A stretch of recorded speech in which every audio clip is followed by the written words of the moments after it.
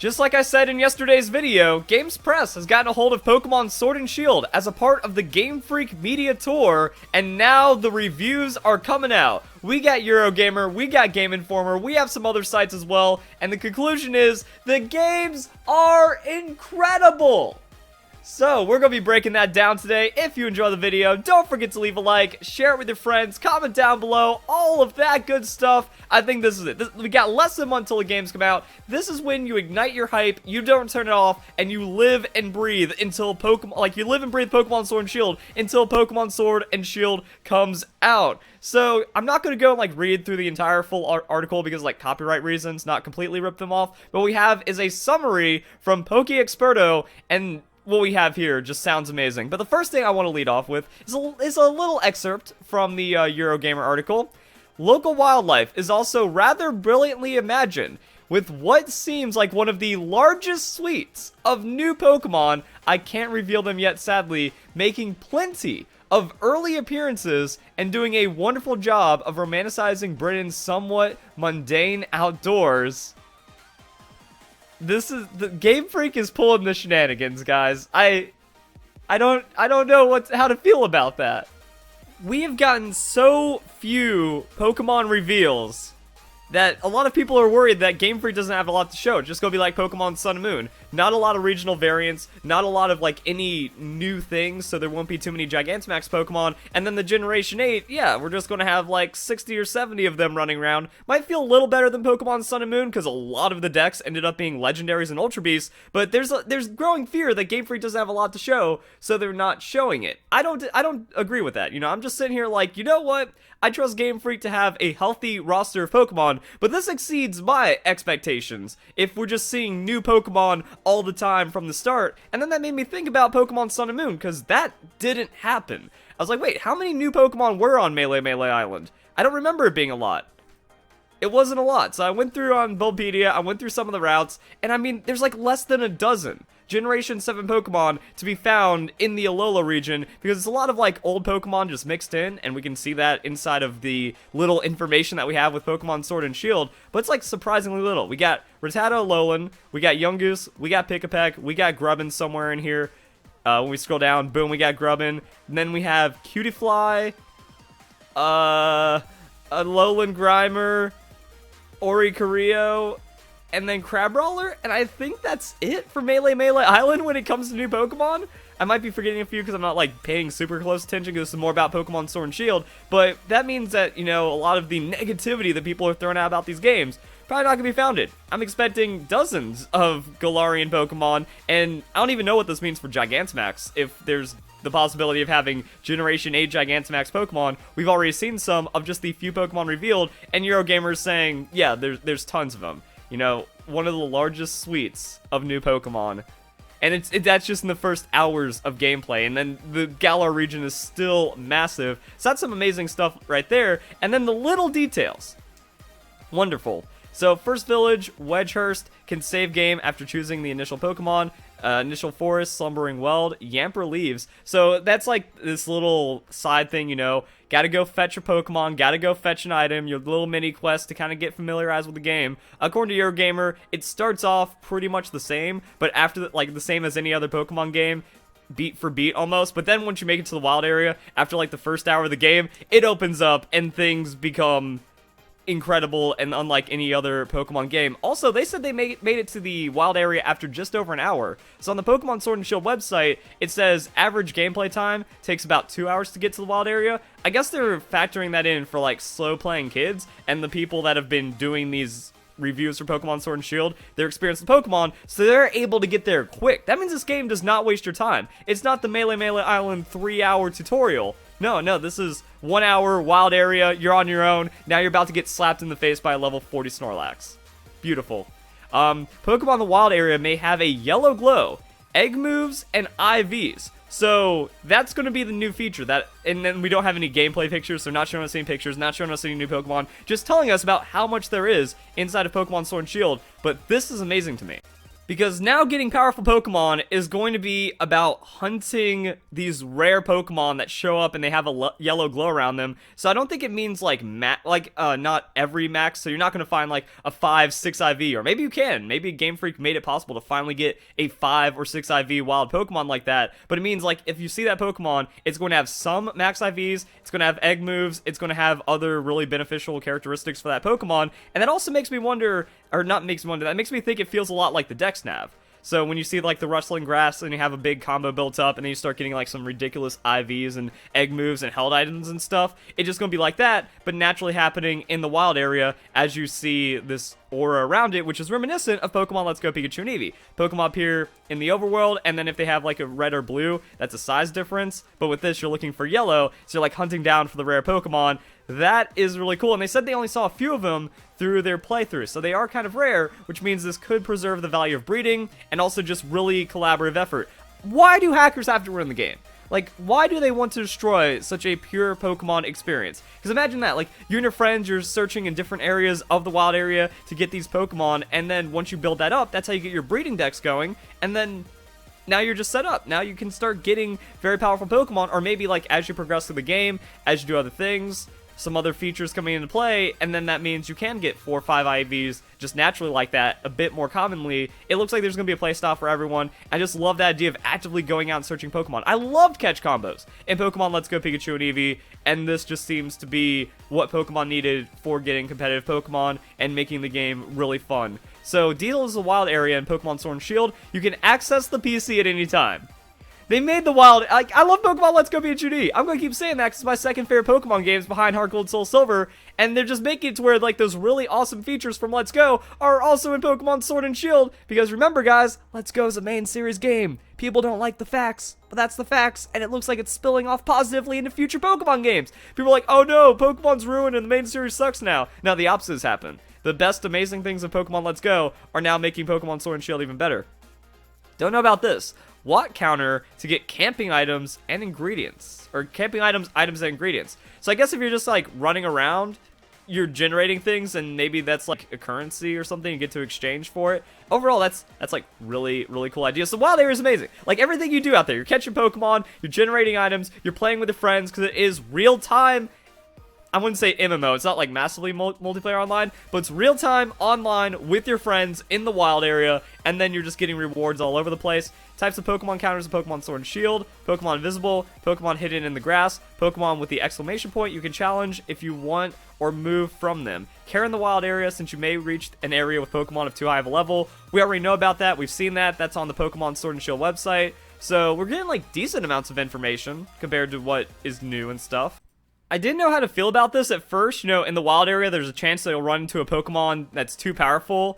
They're constantly on their guard. In fact, you won't be able to throw a Pokeball at them when you're first starting your adventure. I think that's fair because imagine just like straight up cheesing a level 40 or level 50 with a quick ball, or like using your entire team to grind it down and then the rest of the game becomes free. So I think it's cool that you won't be able to catch them, but yeah, these Pokemon will hunt you down and then like one-shot your entire team. We kind of saw that in E3 demo. We kind of see that from what people are saying inside the reviews, which like I tried to challenge Snorlax and I lost all my team to it. So I just like that idea that, you know, if you can dodge them, you can maybe make it deeper. You can maybe be able to catch, like, just the highest possible level Pokemon and not get completely slapped out. So this is going to be something where you can explore. You have the freedom to explore, and then the game's going to be like, oh, this is what you wanted. You want to be able to go anywhere in a region without any limitations. Cool, now this Pokemon's too strong for you. You get what you wish for. You know, did you just think this one through, guys? Imagine if you just, like, start off at Pony Island with your starter team and, like, 3 level 10 Pokemon.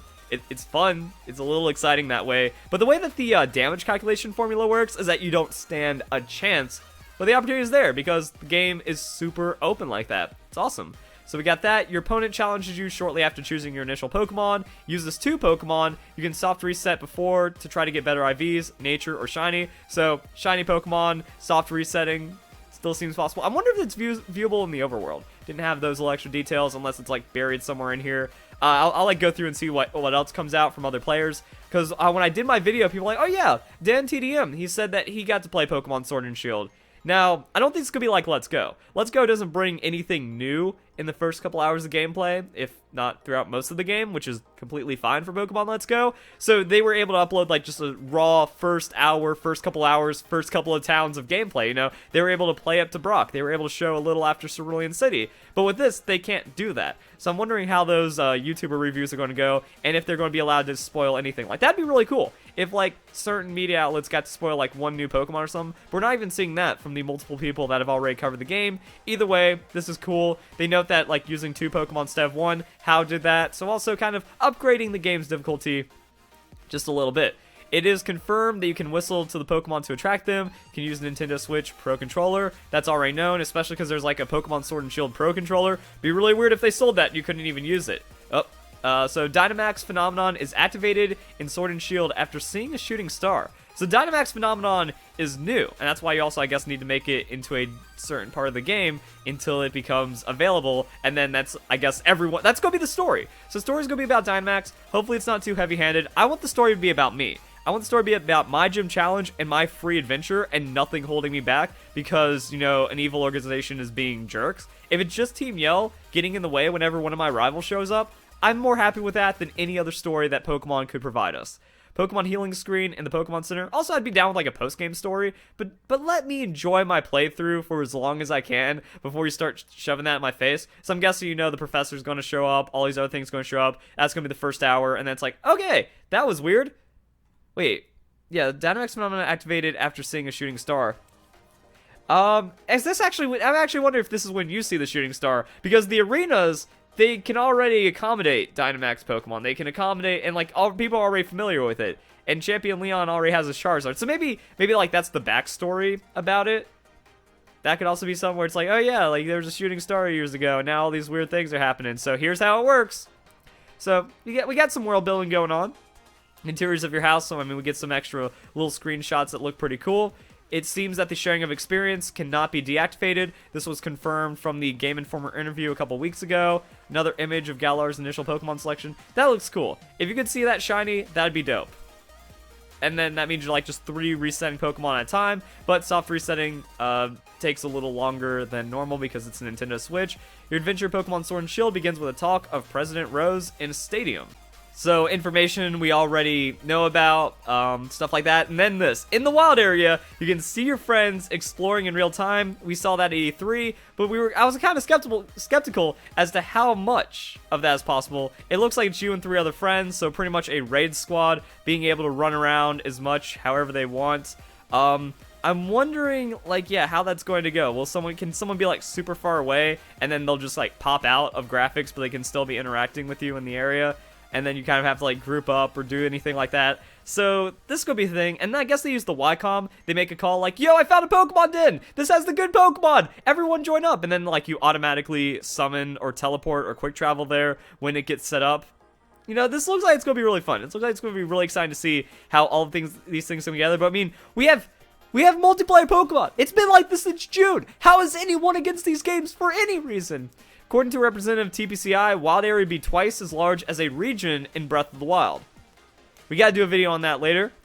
Details of some Dynamax Pokemon, some perfect IVs, hidden abilities, egg moves. I think the glowing Pokemon also can have hidden abilities as well. So we already knew about these details mostly. I want confirmation on IVs, egg moves. So I guess this is what Game Freak means when they say like you don't, like breeding isn't as heavily prioritized. That maybe if you're lucky, you can get the egg moves that you're looking for. If not, it might be faster to breed if you already have high IV Pokemon. I'm wondering how it's going to be for Ditto. Like, imagine it's like trying to gold farm Dittos until you get like a 5 or 6 IV Ditto. I'm imagining hyper training or some kind of other competitive thing is in the game. From Game Informer, they said that you can change your Pokemon's nature, and that there are some other like competitive tools to make it easier to get to a competitive Pokemon. I mean, if the game is giving us this, then it feels like you're still gonna have to work for it some kind of way, which is really nice. More details about gaining experience. Experience is gained by fighting and capturing Pokemon. Experience gain depends on the level of the Pokemon that wins. The highest level will earn less if the rival Pokemon was a low level. That makes sense.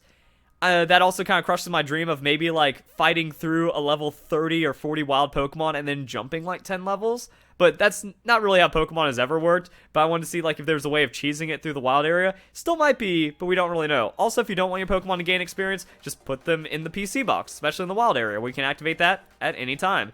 Pokemon Center has these services, change Pokemon, and then you can actually have the move forgetter in the Pokemon Center.